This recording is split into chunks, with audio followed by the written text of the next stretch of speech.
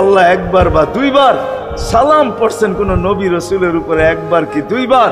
আর বন্ধুর সালাম প্রতি জুমা ইমাম আছে, খতিব আছে, ইমামরা একটা আয়াত পড়ে কোরআনের, ইন্নাল্লাহা ওয়া মালাইকাতাহু ইউসাল্লুনা আলান নবী ইয়া আইয়ুহাল্লাযীনা আমানু সাল্লু আলাইহি ওয়া সাল্লিমু তাসলিমা। এই আয়াত আমাকে অনেক কিছু বোঝায়। ইমাম ওলামারা, আলেম ওলামারা বলবে এই আয়াতে আমাদেরকে দুরূদ পড়ার হুকুম দিছেন, আমিও বলবো দুরূদ পড়ার হুকুম দিছেন। কিন্তু আমার প্রশ্ন আছে এখানে, আমার প্রশ্ন, আল্লাহ আমাদেরকে পড়তে বলতেছেন, ঠিক আছে, আমরা কয়দিনই থাকবো আর কয়দিনই পড়বো? একদিন তো আমরা মারা যাব, তো আপনার বন্ধুর উপরে দুরূদ কে পড়বে? আল্লাহ বলে, বেওকুফ, দেখোস না ফেরেশতাদের নাম নিছি, ফেরেশতারা পড়বে। আমি যদি আল্লাহকে উল্টা প্রশ্ন করি, একদিন তো ফেরেশতাও থাকবে না, মালাকুল মউত মারা যাবে। আপনি আরশের নিচে লিখেই রাখছেন, ইন্নী কাতাবতুল মাউত আলা মান তাহতা আরশি আল্লাযী হাইলা ইয়ামুত ফাহুয়া ফাওকা আরশি। আমার আরশের উপরে যে সে চিরঞ্জীব, যে নিচে আছে, তাকে মৃত্যুর স্বাদ পান করতে হবে। একদিন তো ফেরেশতা মরে যাবে, আমাদের নবীজির উপরে দুরূদ কে পড়বে?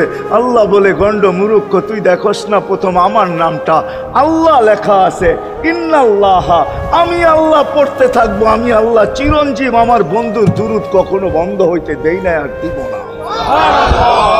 হায় হায় হায় হায় হায়, ওই রসুল। আল্লাহ বলে, উম্মতকে আমি দেখা রাখবো। জিবরিল বলতেছে, ইন্নাল্লাহা ইয়ান্তাযিরুক, আল্লাহ আপনার অপেক্ষা করতেছে। উর্দু জগতে খুশির বন্যা বইতেছে। কেন? সব নাচতেছে উর্দু জগতে, এমনকি আরশ পর্যন্ত ঝুমতেছে, হাবিব ইউসিলুল হাবিব। আজকে বন্ধু বন্ধুর কাছে চিরদিনের জন্য চলে আসবে। খুশির বন্যা চলতেছে, অনুমতি দেন না। আল্লাহ উম্মতকে দেখা রাখবে যে মরার সময়ও চোখে পানি, তো আমাদের জন্য পানি। চলেন শেষটা শুনায়া দিয়া শেষ করতেছি। লম্বা হাদিস, আমি শর্ট করতেছি। তাহকিক উলামা একরাম করে নিয়েন, আমি শুনায়া দিয়া যেতেছি আপনাদেরকে। নফকা দুইটা হবে। প্রথমটাকে বলে কিয়ামতের জন্য, দুইবার সিংহায় ফু হবে, একবার ধ্বংসের জন্য, দ্বিতীয়টা হবে নফকাতুন নুশুর বলে এটাকে। দ্বিতীয়টা আমাদেরকে কবর থেকে উঠানের জন্য হবে। কিন্তু সব মারা যাবে, আল্লাহ চারজনকে পয়দা করবেন কুদরত দিয়া। জিবরিল, মিকাইল, ইসরাফিল, মালাকুল মউত, চারজনকে পয়দা করবেন। জিবরিল আলাইহিস সালাম কাঁদতে থাকবে, তিনজন জিজ্ঞাসা করবে, কাঁদো কেন? এখনই ইসরাফিলকে সিংহায় ফু দেওয়ার হুকুম হবে নফকাতুন নুশুরের জন্য। আমাকে হুকুম হবে, বন্ধুকে নিয়ে আসো মাকামে মাহমুদে। আমি মৃত্যুর পরেই ভুলে গেছি ওনার কবর কোথায়। তিনজন বলবে, জমিনকে জিজ্ঞাসা করো।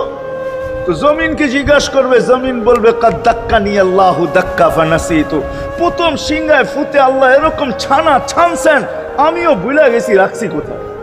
অনেক সময় হয় জিনিস যাবে খুঁজতেছে সারা ঘরে, ঠিক না? হয় না? হয় না? হ্যাঁ, জিনিস জ্যাবের ভিতরে, পকেটের ভিতরে, কিন্তু খুঁজতেছে সারা ঘরে খুঁজতেছে। পরে পকেটে হাত দিয়া যখন দেখে পাইছে, তো জিহ্বায় কামড় দিয়ে আসতে বেরিয়ে যায়, কেননা গর্ত গরম করে ফেলছিল। এখন গড়ালড়া পাইলে উল্টা এর উপরে গরম হবে, ঠিক না? রাখছো পকেটে, খোঁজো আমাদের কাছে, ঠিক না? আর কাম পাও না, ঠিক না? এখন এর উপরে চড়াই হবে। জমিন বলে, আমিও ভুলে গেছি। ওই দিন আল্লাহ রসুলের কবর থেকে নূর বাহির হবে, নূর নূর নূর নূর, হাত্তা ইয়াসাদ আরশার রহমান। আল্লাহর আরশ পর্যন্ত পৌঁছবে, হুকুম হবে নিয়ে আসো। আসবে জিবরিল আলাইহিস সালাম, মারবে পর, চিনা মারবে পর, আর বলবে, কুম ইয়া হাবিবার রহমান, আল্লাহর বন্ধু ওঠেন। ও মাধবদের মানুষ, আপনার আমার হাবিব, আপনার আমার রসুল, যার আদর্শ আমাদের কদমে কদমে প্রয়োজন নিজের এই জীবনটাকে গ্রহণযোগ্যতা পর্যন্ত পৌঁছানোর জন্য, উনি কবর থেকে উঠবে। ওয়াহুয়া ইয়াবকি ওয়া ইয়াকুল, কাঁদতে কাঁদতে উঠবেন আর বলতে বলতে উঠবেন, জিবরিল আইনা উম্মতি, আমার উম্মত কোথায়? হায় হায় হায়। আসেন আজকে এই সিরত কনফারেন্স থেকে আমি তো আপনাদেরকে বুঝাইতেছি, আমার মন চায় জিনদেরকেও বুঝাই, ওদেরকে পাইলে ওদেরকে পায়ে ধরা বুঝাইতাম। জিন ইনসানকে বলতেছি, আসেন আজকে এই মজমার থেকে নবীর আদর্শ শিখেন। নবী আল্লাহ পাওয়া শুধু নবীর আদর্শের ভিতরে। এই জন্য আল্লাহ বলছে লাকাদ কানা লাকুম ফি রাসূলিল্লাহি উসওয়াতুন হাসানাহ লিমান কানা ইয়ারজুল্লাহ, যে আল্লাহ পাইতে চায়। বল আগের আয়াত কি বল, ইয়াউমিল আখিরা, আর যে আখিরাত পাইতে চায়, আখিরাতের বাদশাহী যে চায়, যে আল্লাহকে পাইতে চায়, আখিরাতের বাদশাহী পাইতে চায়। দুনিয়া 60-70 বছরে এখানে পাইলো যেমন, না পাইলো তেমনই। যে পাইছে তার জন্য সূর্যের গতি যতটুকু, ঋতু তার জন্য যেমন, ঘড়ির কাঁটা তার জন্য যেমন, যে পায় না তার জন্য সমানই। এখানের জীবন কাটা যাবে। বিদায় আসেন আজকে এই মজলিস থেকে প্রতিজ্ঞাবদ্ধ হই যে নবীর আদর্শের উপরে উঠব। আল্লাহ রসুল সুযোগ দিছেন আমাদেরকে। আমি শেষ কথা বলতেছি, আগে এখন তো ব্রিজ আর ব্রিজ, ফ্লাইওভার আর ফ্লাইওভার, ঠিক না? হয়তো 2-1 বছর পরে আমরা এটাও দেখব যে মাধবদীর ওই মাথার থেকে নিয়ে একবারে কোথায় পাঁচদোনা পর্যন্ত ফ্লাইওভার চলে গেছে, ঠিক না? গাড়ি উঠবে এখান দিয়ে ওইখানে যে নেমা যাবে, কোনো জ্যাম না জট, ঠিক না? হ্যাঁ, কিন্তু একদিন ছিল শাখো, ছিল আমাদের দেশে শাখো, চিনেন? বাঁশের শাখো ছিল। আল্লাহর রসুল বুঝাইতে চাইতেছে একটা সময় আসবে আমার উম্মত বাঁশের শাখো, কেউ যদি বাঁশের শাখো থেকে স্লিপ খায় বা গাছে উঠা যদি গাছের থেকে পড়ে যেতে চায়, তো ডাল দইরা যেরকম লটকায়া থাকে, শাখর থেকে পড়তে যায় শাখর উপরের বাঁশ দইরা যেরকম লটকায়া থাকে। আল্লাহর রসুল আমাদেরকে সুযোগ দিছেন, একটা সময় আসবে উম্মত আমার একটা সুন্নত ধরেও যদি মউত পর্যন্ত লটকায়া থাকতে পারো, তাইলে তোমাকে 100 শহীদের সওয়াব দেওয়া হবে। মান তামাসসাকা বিসুন্নতি, মান তামাসসাকা বিসুন্নতি ইনদা ফাসাদি উম্মতি। এই জন্য আসেন, আজকে বড় অবহেলিত, বড় দীক্ষিত, বড় লাঞ্ছিত, বড় ঘৃণিত আমাদের রসুলের আদর্শ আমাদের জীবনে, বড় ঘৃণিত, বড় দীক্ষিত, বড় লাঞ্ছিত, বড় অবহেলিত। সর্বক্ষেত্রে দেখেন, বিয়া দেখেন আর শাদী দেখেন, হয় হয় পোশাক দেখেন আর আশাক দেখেন, সর্বক্ষেত্রে নবীর আদর্শকে আমরা পিছে ছেড়া দিছি। আর যার কারণে আজকে মুসলমান দুনিয়াতে লাঞ্ছিত, যার কারণে আমরা ঘরে লাঞ্ছিত, ঘরের ভিতরে কোনো মিল নাই, মহব্বত নাই। বহুত ঘর পাওয়া যাবে স্বামী এক খাটে, স্ত্রী আর এক খাটে, বহুত ঘর পাওয়া যাবে। হায় হায় ওই সমাজ, লানতি সমাজ, যেই জমাতের সন্তানরা মা বাবাকে চোখ বড় করে দেখে, চোখ বড় করে সামলে, ওটা লানতি সমাজ। অথচ আল্লাহ রসুল শিখাইছে মা বাবার সাথে আদর্শ কি ব্যবহার করবে, মার সাথে, বাবার সাথে, বড় ভাইয়ের সাথে, কার সাথে কি ব্যবহার করবে শিখাইছে। ওই সমাজটাই সুখের ছিল। আসেন ফিরা যাই, আল্লাহর রসুলের আদর্শ শিখি। শিখবেন তো পাক্কা ওয়াদা? বিলকুল। কিন্তু একটা প্রশ্ন হলো, আল্লাহর রসুলের আদর্শ শিখবো তো শিখবো কোত্থেকা, পাবো তো পাবো কোথায়, ঠিক না? প্রশ্ন হয় না? হয় না। উনি তো দুনিয়াতে নাই, কোত্থেকে ওনাকে পাবো, কোত্থেকে শিখবো? আজকে আপনার আমার চতুর্দিকে ওই লোকগুলা বসা আছে যারা আল্লাহর পক্ষ থেকে নির্বাচিত। আওরাসনাল কিতাব আল্লাযীনা ইসতাফাইনা মিন ইবাদিনা।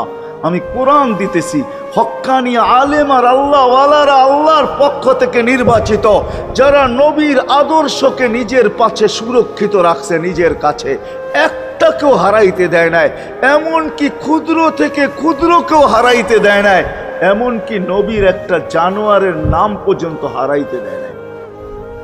হক্কানি আলেমরা, আল্লাহওয়ালারা সুরক্ষিত রাখছেন আল্লাহর রসুলের আদর্শ।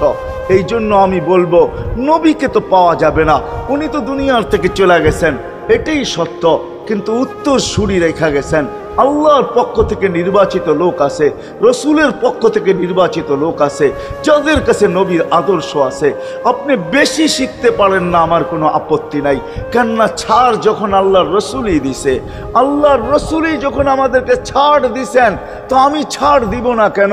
আল্লাহর রসুলই বলছে, এক জামানা আসবে, লাউ আমিলতুম উশরা মা উনসিলা বি লানাজা, তোমরা যদি 10 ভাগের উপরে আমল করতে পারো তাহলে নাম্বার 100 পাইয়া তোমরা পাশ করবে। আল্লাহ 33 দিবে না, আল্লাহ 10-এর বদলায় তোমাদেরকে 100 দিয়ে 100-তে পাশ করাবে।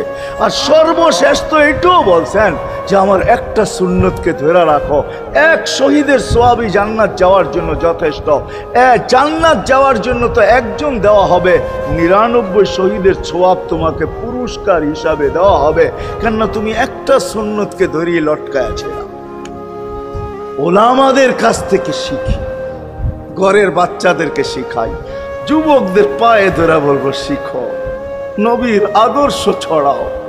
সারাদিন ফেসবুকে কাজ করো, ফেসবুক দেখো, খোদার কসম হোয়াটসঅ্যাপ দেখো, ভাইবার দেখো, ইবু দেখো, তোমাদের মেধাগুলাকে নবীর আদর্শের পিছে লাগাও, নবীর শানের পিছনে লাগাও, যে নবীর শান কত বড়, কত বড় শানওয়ালা নবী আল্লাহ আমাদেরকে দিয়েছেন, কার মর্যাদা কত বড়, তার পরিচয় তুলে ধরো, তার আদর্শকে তুলে ধরো, নিজের জীবনে আদর্শকে প্রতিফলিত করো।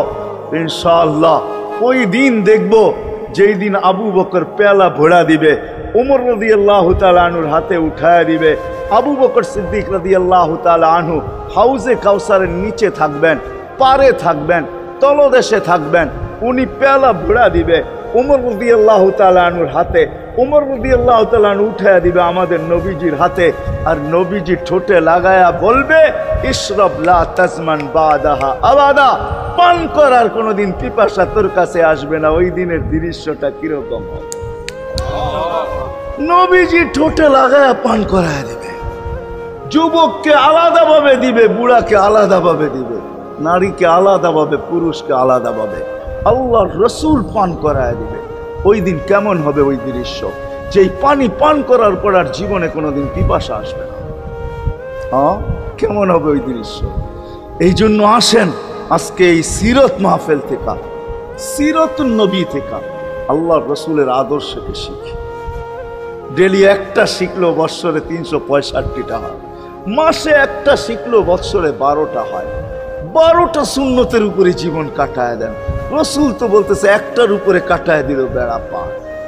শিখবো কাদের কাছ থেকে শিখবো? হ্যাঁ, নেটের থেকে শিখবো? না না না না, নেটের থেকে না, ওলামাদের কাছের থেকে শিখেন, ওলামাদের কাছে যান, বসেন, এদের কাছ থেকে নবীর আদর্শ শিখেন, সুন্নত শিখেন, যেটা মনে চায়, যেটা পছন্দ হয় ওইটা শিখেন। ছুট আছে শিখেন, তারপরও শিখেন। আরে শুধু একটাই শিখেন, হায় হায়, আজকে যদি একটাই উম্মত মেনা নিত, এই যুবকরা যদি একটাই মেনা নিত, মা বোনরা যদি একটাই মেনা নিত, শুধু ডাইন, আল্লাহ রসুল ডাইন পছন্দ করতেন। যুবক যদি প্যান্ট পরার সময় ডাইন পাও আগে দিতেন, খোলার সময় ডাইন পাও আগে খুলতেন, শার্ট পরার সময় ডাইন হাত আগে দিত, খোলার সময় ডাইন হাত আগে খুলতো, সর্বক্ষেত্রে যদি ডাইন ব্যবহার করত। মা বোনরাও তো ঘর ঝাড়ু দেওয়ার সময় যদি ডাইন ব্যবহার করত, তাহলে কিতাব আমাকে বুঝায় কিয়ামতের দিন আল্লাহ ডাকবে আইনা আসহাব আল ইয়ামিন, ডাইন আল্লাহরা কোথায় আসে? আল্লাহ ডাকবে ডাইনপন্থীরা কোথায় আসো আমার বন্ধু।